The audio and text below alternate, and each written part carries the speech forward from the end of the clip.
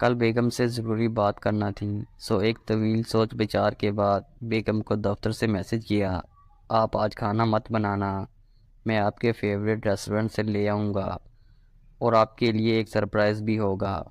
دفتر سے واپسی پر بیگم کا پسندیدہ سوٹ لیا، پھر ریسٹورنٹ جا کر بیگم کا پسندیدہ کھانا پیک کروا کر گھر پہنچا۔ بیگم کو گفٹ پیش کیا تو حیران سی تھیں۔ میں نے خود کھانا ٹیبل پر لگایا تو بیگم مزید حیران۔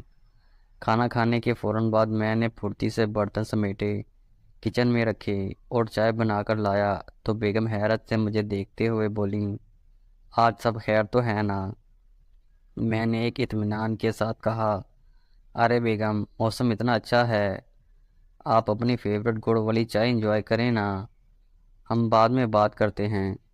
چائے ختم ہوتے ہی بیگم بیڈ روم میں چلی گئیں، جبکہ میں نے لیپ ٹاپ آن کر کے 2-3 ای میلز کا جواب دیا اور کمرے میں پہنچ گیا جہاں بیگم تھکی ہاری سی لیٹی تھیں۔ میں نے پوچھا، بیگم کیا ہوا، طبیعت تو ٹھیک ہے؟ بیگم بولیں، تھک گئی، سارا دن گھر کے کام کر کر کے ٹانگیں درد کر رہی ہیں۔ میں نے فوراً آگے ہوا اور کہا، لائیں بیگم، میں دبا دیتا ہوں، گھر کے کام اتنے آسان تو نہیں ہوتے۔ میرے اس جواب پر بیگم پھٹی پھٹی آنکھوں سے مجھے دیکھتے ہوئے بولیں، آج خیر تو ہے نا؟ آج تک تو ایسا کبھی نہیں کہا۔